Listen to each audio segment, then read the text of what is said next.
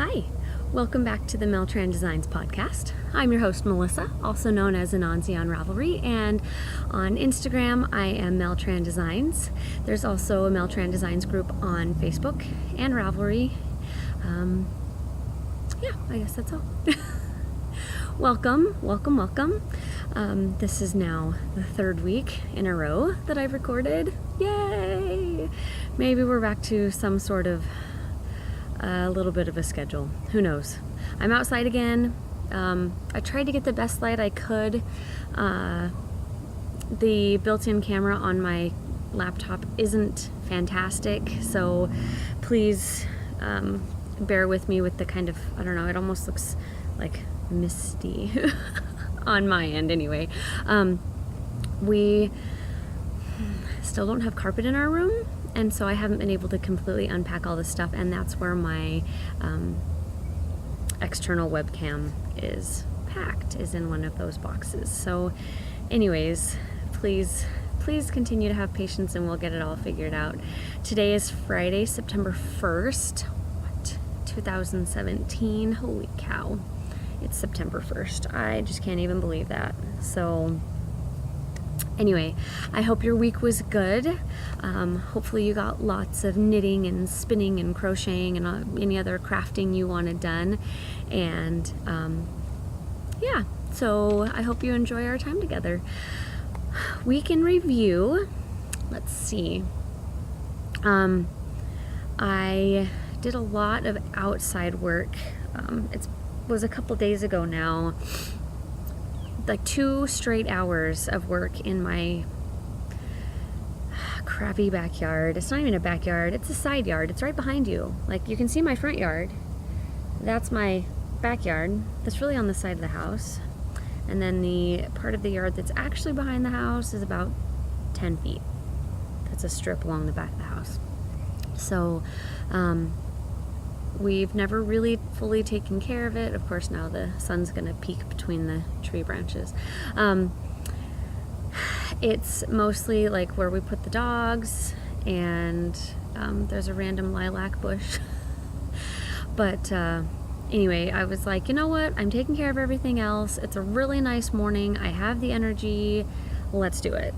So, I guess it was 3 days ago now. It was on Tuesday because I didn't work that night. And I was like, okay, I don't have to conserve my energy because I'm going to be going to work tonight and have to stand for 6-7 hours, whatever. So anyways, I got a lot of work done back there.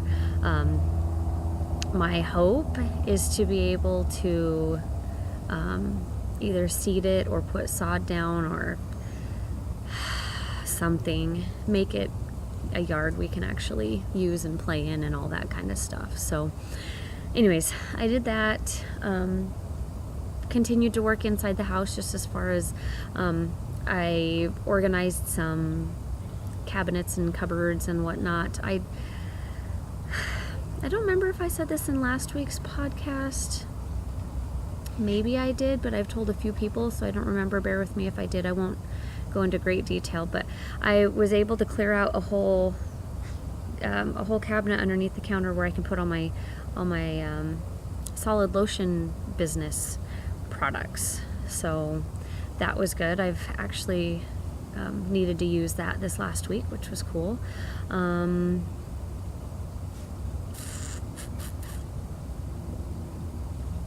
think that's mostly it as far as I can remember.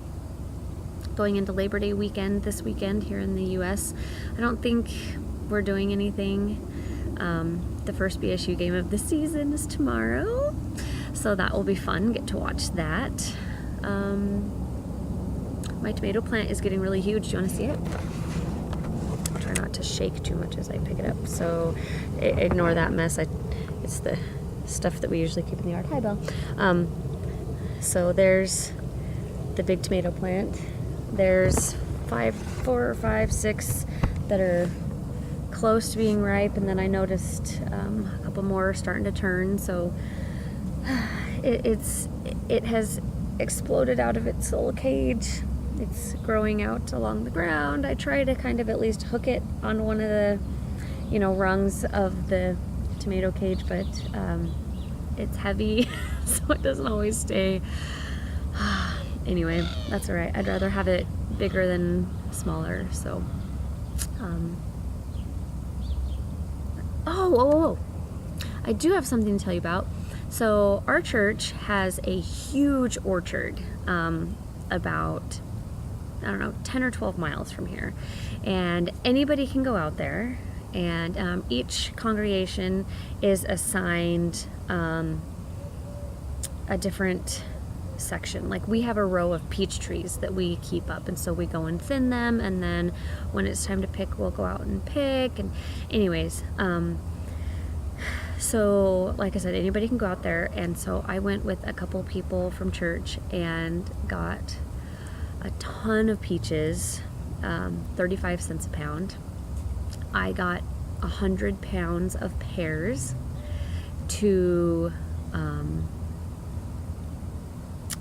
can. I was trying to think of the word, I'm sorry, to can.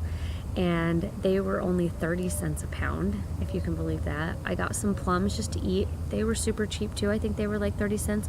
We got some apples that were 15 cents a pound. I mean, it was crazy. So anyways, I'm going to be canning pears this next week. 1 bushel, which I got 2 bushels plus a little.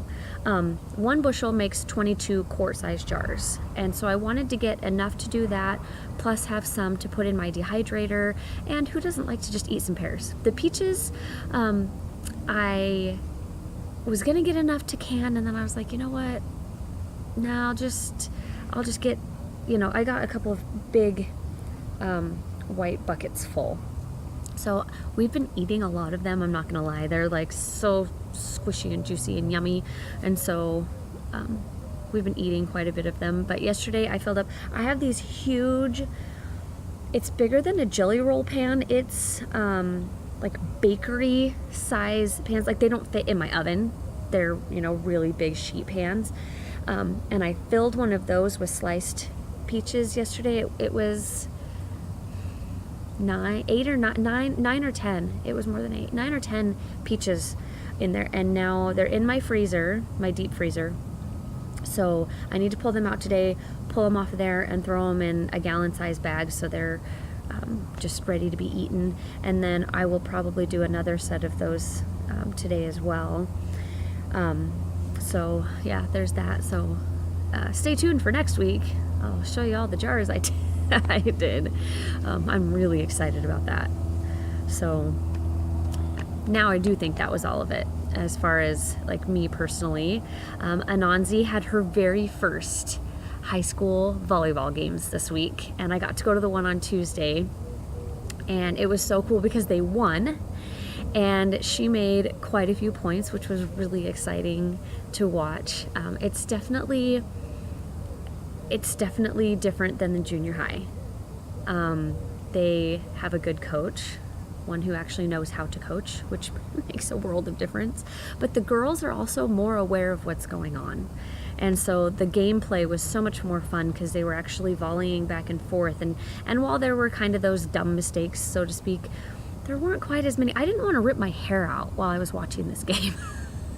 And the really cool thing on top of that was my husband got to go too.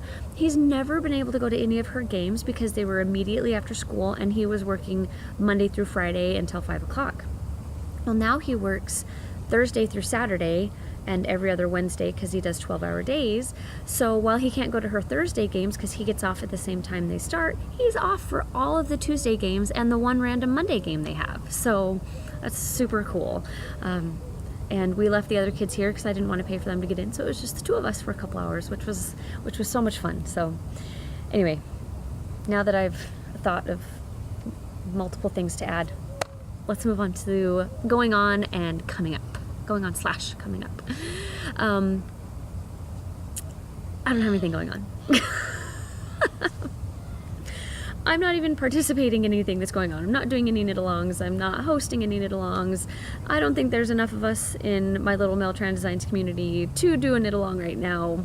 So nothing going on. But coming up, it is now the month that the retreat goes live for registration.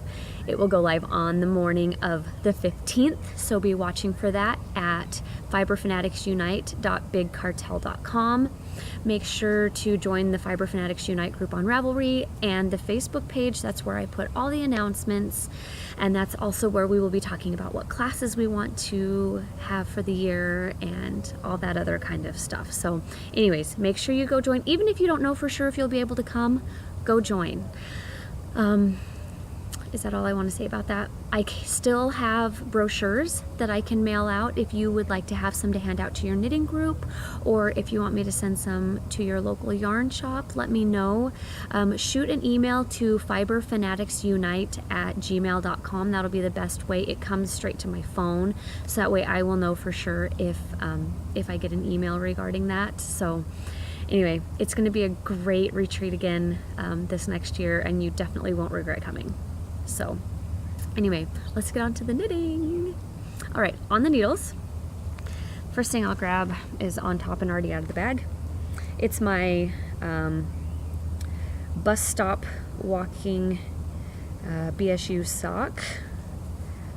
So here's where it is. I did not put a marker in last week because I suck and didn't think about it. In this project bag here, I have a few stitch markers in the bottom, but I also have a little notions bag from the goodie bag at the retreat. We had some really good goodie bags this year. I done good. It's fun to shop for those, I'm not gonna lie. It's really, really fun to shop for what everybody's gonna get in those. All right, so and I did fix that one stitch that I found last week when I was recording, so yay me. I don't have one ply of the yarn anymore. So anyways, there's the marker. I need to measure these. I'm not gonna do that. I don't have anything to measure them with right now. My foot, before the heel, I do 6 3/4 inches and then put the heel in. So I'll mark that at some point and then go up from there. And usually what I do is from wherever the heel is, I will fold it. Let's say that's where the heel would be. I fold it and work up until I get to where I've done the toe increases, and then I start the ribbing and do like 16 rows of ribbing. So anyway, I'm only working on this when I walk the kids to the bus stop. I didn't walk them to the bus stop today because I actually, this phone that I'm having to use while my other one's broken, the vibration on it for the alarm is really, really weak. And so I actually woke up at the time they were supposed to walk out the door. Luckily, they leave decently early, so I was like, hey, if you guys hurry, I can just drive you to the bus stop really quick, because it's a decent jaunt over there. So we actually got there with a couple minutes to spare. So I didn't get to work on this morning, so maybe I'll do a couple rounds a little bit later. But anyway, perfect thing to have on the needles now that football season is starting. This is some yarn that I dyed myself. I've talked about it before, but I had a 2-yard hank, and I took about this much of each end and tied it off and held all of it in the orange, or maybe I dipped it in the blue first anyway, and then just held it like that and dipped the ends in the blue. In fact, I think I'm pretty sure that's what I did first, and then the orange. So anyway, this is in a double-sided Japanese knot bag. I love these bags so much. I've made one before. I did not make this one. This one was very kindly sent to me. I have made one before though, and they're really fun to make, and you gotta love having 2 bags in one. And I like that I can just put it over my wrist, and it's nice and open right here, so I can just pull out the project and have it going. The other thing I have on the needles, well, let's leave that out because I'll put a marker in that one too, is in my really cute heart drawstring bag that I got when I did a swap with a group in South Africa that I was a part of. So this is the shirt that I'm dropping on the ground. This is the shirt that I'm making for Quinn. Hi, Lucy. I think she's confused as to who I'm talking to. Come here. Here's Lucy. Lucy, say hi. Hi, yeah, okay. Go sniff around. Belle's all jealous now. She's gonna come over. Good girl. All right, so this is, I don't remember what it's called. Hold on. Let's get to page 1. Okay, Rosa Lily. Whoop. Is what it's called. I talked about it last week. The only actual modification that I've made to it is that I increased less than what she told me to for the arms, because it was going to be almost as many stitches on the arms as it was for the front or back, and that was ridiculously large. So I was just doing every other increase round, doing also the sleeves. Right now it's a little bit fiddly. I'm to the last part of this little fiddly bit. So the sleeves, she actually has you do the edging, and then when you go around the edging, like while it's still attached in the raglan part, because it's just kind of a little short sleeve. And then after I finish this round, I'll go across and bind those off. Because you need a smaller needle for that, I have 2 different needles going. It's not hard, it's just a little fiddly, but it's only like 4 rows, so it doesn't matter that much. So I have this Chow-Gu needle here, is the size 3 that I used for the top up here, and then this Diacraft needle is the size 5 that's working on the body stitches. So I just knit across the sleeve and then pick up, and then pick up the other needle, knit across the body, switch. And so anyway, like I said, I'm finishing that last row, and then I'll be ready to bind off the sleeve stitches, and then just go zoom on the body. So anyways, put that back up there. I really like how this is turning out. I'm trying to get it situated so I can kind of lay it out flat here. I really like how this is working up. I think it's really neat, and I do like this texture, mashup that I put along the side, how it plays with the color popping out differently and whatnot. I think it's pretty cool. Breaks it up a little bit. So, and that will actually run down the side, the side of the shirt as well. I'm kind of also toying with the idea of, whoop, bump the table.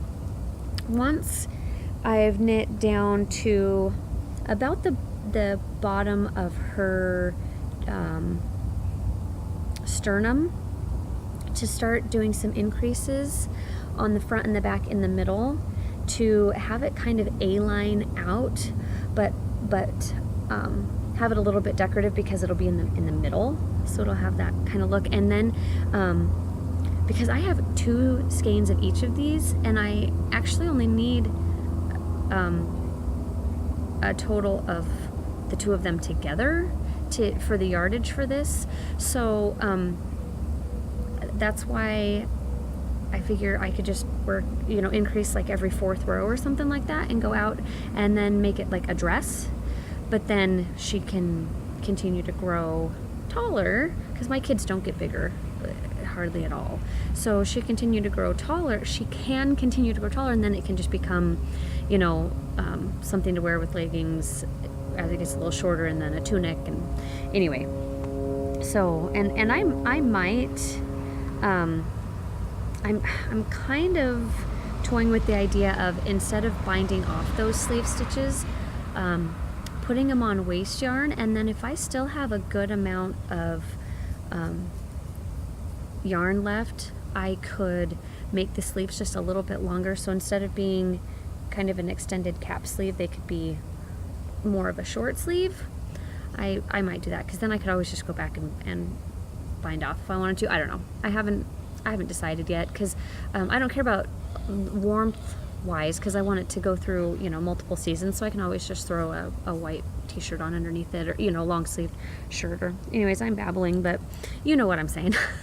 Stuff going on up here. But anyway, that's that one. I'll be glad to have it off the 2 different needles, just because, like I said, it's not too bad, but when I first pull it out, there's kind of the finagling, getting it all back where it needs to be and getting the yarn off the other needles and stuff. So, and I already have the 2 different yarns going and now the 2 different needles. And so anyway, okay for 4 rows. I wouldn't enjoy it for more than that. So anyway, there's that one. Oh, wait, hold on. Well, I'm sure I'll remember next week because I was getting finished with the sleeve, but I have another opening stitch marker. So I will stick another marker on here to show where I was.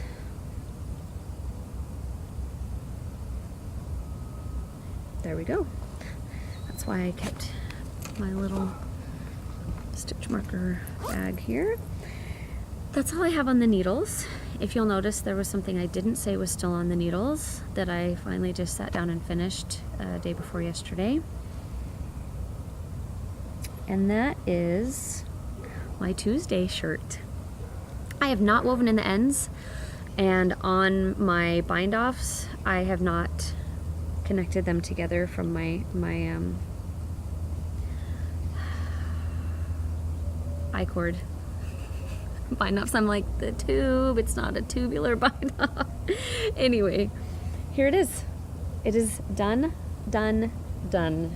knitting wise. Done. I cannot wait. I'm gonna sit down today. In fact, probably when I'm done recording, just sit out here. It's really nice, and grab my darning needle and close them all up and weave in the ends and then soak this bad boy. So anyway, I cannot wait to be able to wear this. Oh, so excited. I have a good amount of yarn left. Haven't decided for sure what I'm gonna do with it. I don't really care at this point, you know, it's not a priority. But anyway, there's that. Nice and done. As a reminder, the yarns, so the blue and green that's the darker is Madsen Originals Sport Weight. The lighter blue and green is also Madsen Originals in her, sparkle base.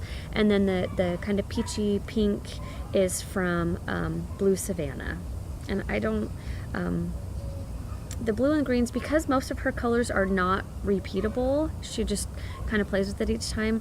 They don't have colorway names, and I honestly have no idea what the pink one is. It's kind of a blush color, so I'm sure if you really wanted one and messaged her, she could help you figure out what it is. So that's all I have. I have not done any spinning. I was wanting to drop spin the other day. My drop spindles are still irritatingly packed. So I don't have access to those, and my wheel is sitting out, but I just haven't had the patience. Sorry about that dog going off. I don't know what's going on anyway. I don't think it's happy that it's outside. Sounds kind of like a puppy, so it's probably not happy. Anyway, I haven't really wanted to sit and spin. I haven't been able to just sit.